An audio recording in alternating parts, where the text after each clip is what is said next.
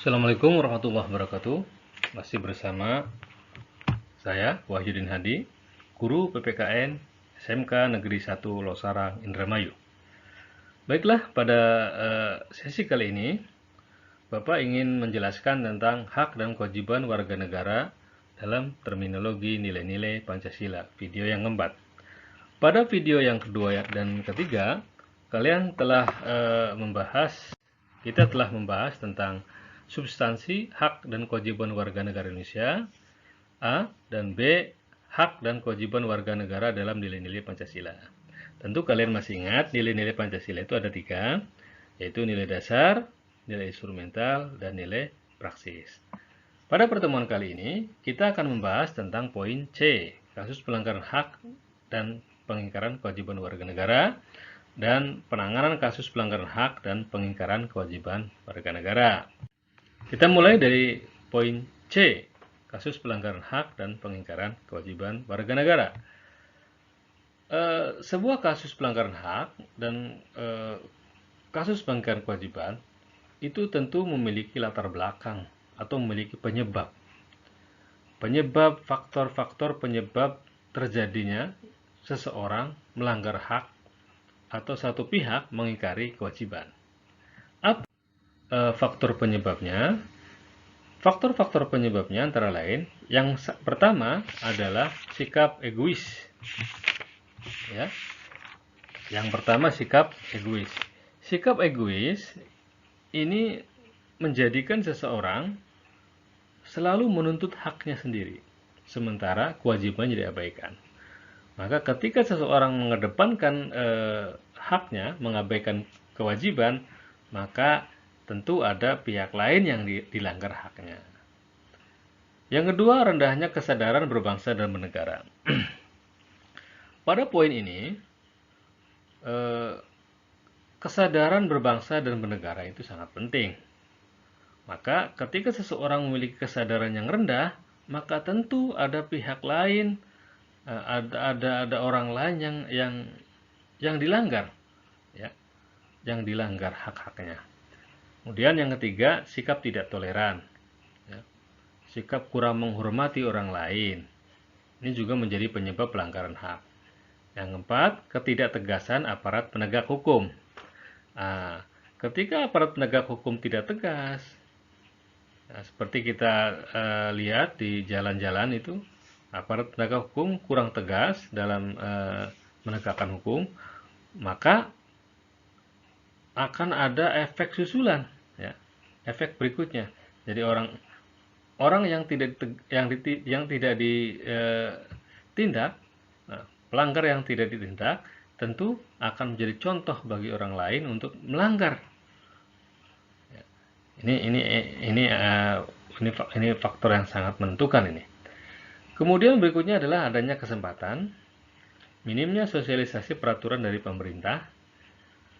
Kita ambil contoh misal seseorang yang membuang sampah di sungai itu karena dilakukan tiap hari, maka seolah-olah itu menjadi sebuah kebiasaan.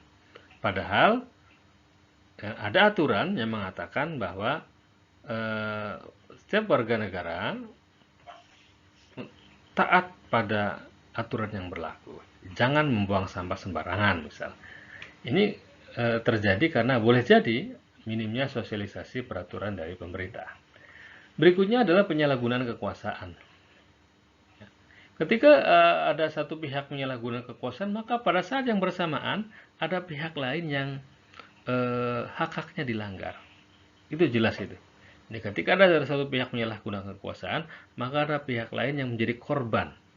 Nah, hak-haknya dilanggar.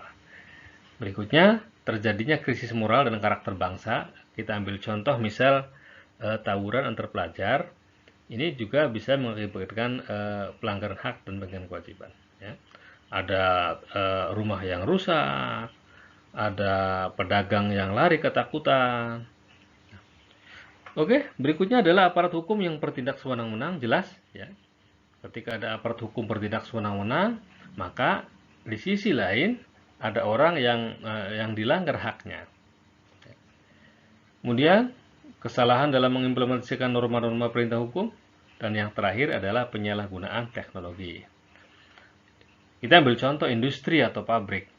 Di satu sisi, industri itu dapat meningkatkan ekonomi masyarakat, tapi di sisi lain apabila tidak dikelola dengan baik, seperti misal pabrik yang tidak menerapkan AMDAL, itu sangat berbahaya.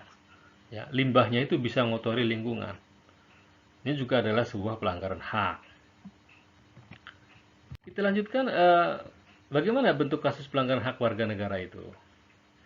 Bisa juga berbentuk pendidikan tidak merata, munculnya ketidakadilan hukum, menciptakan kegaduhan, tidak mendapat kesempatan memilih, banyak anak di bawah umur yang harus mencari penghasilan, tingginya angka pengangguran, terakhir pelanggaran hak cipta. Ini contoh-contoh kasus pelanggaran hak warga negara. Ada banyak kasus-kasus yang lain. Mari kita lihat, ada tayangan di sini, pendidikan yang tidak merata. Ya. Ada satu kondisi siswa sedang belajar tapi tidak mendapatkan layanan pendidikan yang standar, yang wajar ya. Kalian beruntung berada di sekolah ini, memiliki standar yang bagus ya, bahkan lebih dari standar. Sementara ada saudara-saudara kita yang jauh di sana yang tidak mendapatkan layanan pendidikan yang memadai. Berikutnya adalah ketidakadilan hukum. Ini adalah sebuah pelanggaran hak. Ada kasus, kalau nggak salah ini kasus Nenek Minah. Ya, beliau di usia tuanya harus berhadapan dengan aparat penegak hukum dalam proses peradilan, yang oleh banyak pihak ini dianggap sebagai sebuah bentuk ketidakadilan hukum. Contoh yang lain adalah banyak masyarakat, warga negara Indonesia yang sebenarnya punya kesempatan untuk memilih, tapi karena sesuatu hal dia tidak mendapatkan kesempatan untuk memilih. Ini juga adalah pelanggaran. Ada anak yang di bawah umur harus mencari penghasilan, ya. Jadi hak dasar mendapatkan layanan pendidikannya dia tidak dapat, terpaksa dia harus menjajakan dagangannya, ya ini gambar yang ini. Sementara di gambar sebelah kanan itu ada anak yang sedang menunggui dagangan orang tuanya barangkali di sini. Oke, adanya tingkat pengangguran yang tinggi di Indonesia ini juga kita anggap sebagai sebuah pelanggaran hak. Kemudian seperti apa kasus-kasus pengingkaran kewajiban warga negara di Indonesia? Kita ambil contoh, membuang sampah sembarangan, melanggar aturan berlalu lintas, merusak fasilitas negara, tidak membayar pajak, unjuk rasa yang berakhir ricuh, malas belajar. Ini contoh-contoh kasus pengingkaran kewajiban warga negara. Kita pertegas dengan tayangan gambar. Ini adalah salah satu contoh kasus pengingkaran kewajiban warga negara. Apa sih kewajiban siswa ini sebagai warga negara Indonesia? Kewajibannya adalah taat hukum, taat pada undang-undang lalu lintas yang berlaku. Sementara dia mengabaikan itu, ya, membonceng dua orang, tidak pakai helm lagi. Ini jelas ini adalah sebuah pelanggaran undang-undang lalu lintas. Maka wajar apabila ditilang. Kemudian yang kedua ada tayangan gedung yang terbakar, jadi emosional, para karyawan yang sedang emosi, dia membakar fasilitas negara ini sepertinya ini. Ini juga pengingkaran kewajiban warga negara. Nah, kemudian foto yang berikutnya adalah ada siswa yang sedang tertidur pulas sepertinya, ya.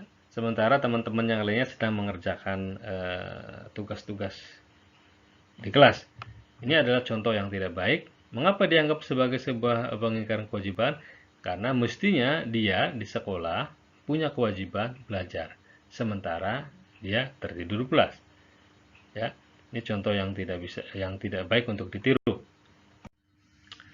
Lalu bagaimana penanganan kasus-kasus pelanggaran hak dan pengingkaran kewajiban warga negara di Indonesia? Upayanya ada dua. Yang pertama adalah upaya yang dilakukan oleh pemerintah. Yang kedua adalah upaya yang dilakukan oleh masyarakat. Ya. Oke, yang pertama dulu upaya pemerintah. Upaya pemerintah itu bisa dalam bentuk pencegahan, bisa juga penegakan hukum. Tentu mencegah lebih baik daripada mengobati. Yakni mencegah timbulnya semua faktor penyebab pelanggaran hak dan pengingkaran kewajiban warga negara. Kalau bisa dicegah, ya kita harus cegah. Jangan sampai terjadi. Nah, bagaimana kalau sudah terjadi? Nah, kalau sudah terjadi, kita uh, ada proses penegakan hukum. Apa itu? Tindakan penanganan oleh lembaga-lembaga penegak hukum seperti kepolisian, kejaksaan, KPK, dan lembaga peradilan. Dalam hal ini adalah hakim. Kita rinci lagi upaya pencegahannya apa? Yang pertama adalah menegakkan supremasi hukum dan demokrasi. Supremasi itu dari kata supreme. Supreme itu supra. Supra itu artinya tinggi, atas. Menegakkan supremasi hukum berarti memposisikan hukum berada di atas. Siapapun harus tunduk pada hukum. Mulai dari yang tinggi, misal presiden, menteri, pejabat-pejabat negara, semuanya harus tunduk pada hukum. Bahkan sampai kepada yang paling bawah. Ya, masyarakat bawah pun semuanya harus tunduk pada hukum. Itu bisa mencegah terjadinya pelanggaran hukum. Tentu dalam kehidupan yang demokrasi atau suasana yang demokratis. Kemudian yang kedua, meningkatkan kerjasama yang harmonis antar kelompok. Ketika tercipta suasana yang harmonis, suasana yang rukun, damai, maka suasana-suasana itu dapat mencegah seseorang untuk melakukan tindakan-tindakan melanggar hukum. Yang ketiga, mempertegas peran lembaga penegak hukum. Dan yang keempat, meningkatkan kualitas pelayanan publik. Nah, di sini nih, kita sering lihat di tayangan televisi, ada banyak kasus orang melanggar hukum atau ada pelanggaran hak orang lain karena kualitas pelayanan publik yang buruk. Kita ambil contoh misal, ya, pemberian perizinan yang bertele-tele. Di satu sisi masyarakat memiliki kesadaran yang tinggi untuk mengurus perizinan, tapi ternyata itu tidak diimbangi dengan kualitas pelayanan terhadap perizinan itu. Jadi perizinannya kurang baik. Ini jelas akan menimbulkan problem. Boleh jadi masyarakat yang tidak mendapatkan layanan publik yang memuaskan itu akan kecewa dan bisa juga melakukan tindakan-tindakan merusak, ya. Sehingga kualitas pelayanan yang baik itu dapat mencegah perbuatan-perbuatan pelanggaran. Yang kelima, pengawasan masyarakat dan pengawasan dari lembaga politik. Pengawasan masyarakat bisa juga dapat dilakukan oleh perwakilan-perwakilan masyarakat atau organisasi-organisasi masyarakat, bisa yang bentuknya besar seperti ormas atau yang kecil, ya, LSM misal. Bisa juga pengawasan dilakukan oleh lembaga-lembaga politik. Lembaga-lembaga politik itu bisa berbentuk suprastruktur politik, bisa juga berbentuk infrastruktur politik. Ini sudah didapatkan materi ini di kelas 11 tentunya. Yang keenam, meningkatkan prinsip kesadaran berbangsa dan bernegara, jelas ini, ya. Dan yang ketujuh, meningkatkan profesionalisme lembaga keamanan dan pertahanan negara. Lembaga keamanan dilakukan oleh polisi, sementara lembaga pertahanan dilakukan oleh TNI.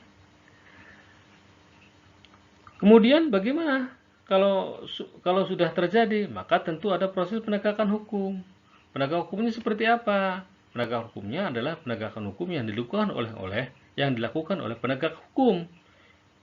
Polisi, kejaksaan, TNI, KPK, bahkan sampai pada proses peradilan. Ya, ada putusan hakim terhadap terdakwa. Ini adalah usaha-usaha yang dilakukan oleh pemerintah. Kemudian yang kedua, tidak hanya pemerintah, dalam konteks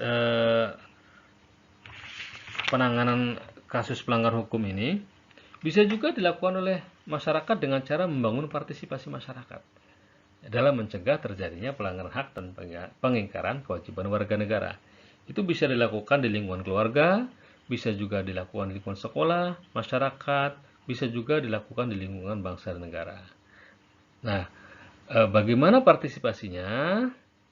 Itu sangat beragam, ya, sangat beragam dan sangat kompleks sekali di sini. Yang jelas, kita bisa membangun partisipasi masyarakat untuk mencegah terjadinya pelanggaran hak dan pengingkaran kewajiban warga negara itu bisa dilakukan dalam lingkup keluarga dulu, ya, ayah, ibu, anak. Bisa juga dilakukan dalam lingkup dunia pendidikan di sekolah, atau juga bisa dilakukan oleh masyarakat, ya. Bisa juga masyarakat sekitar atau masyarakat dalam arti yang luas. Dan yang terakhir, bisa juga membangun partisipasi itu dalam konteks hidup berbangsa dan bernegara. Sehingga ujungnya nanti kita harus bisa buktikan bahwa kita ini warga negara Indonesia bisa menjadi warga negara yang baik, warga negara yang mengerti tentang hak dan kewajiban, warga negara yang tidak menuntut hak tapi justru lebih mengutamakan kewajiban sebagai warga negara. Oke, itu saja penjelasan dari saya. Terima kasih, ayo belajar. Dan insya Allah pada pertemuan yang akan datang, yaitu minggu depan, kita akan melaksanakan ulangan harian, tentu dengan media Google Form, dan pelaksanaannya sesuai dengan jadwal belajar KBM daring, ya, disesuaikan dengan jadwal KBM daring yang telah kalian dapatkan dari Wakasya Kurikulum. Nanti alamat linknya akan di-share menyusul, bisa melalui Talkfusion, bisa juga melalui WhatsApp grup kelas. Yang jelas semua siswa harus mengikuti ini. Oke, itu saja. Dan barangkali ada pertanyaan dari kalian, bisa kalian sampaikan ke Bapak melalui layanan media WhatsApp atau panggilan, atau bisa juga dengan media yang lain. Oke, itu saja. Terima kasih. Assalamualaikum. Sampai ketemu lagi.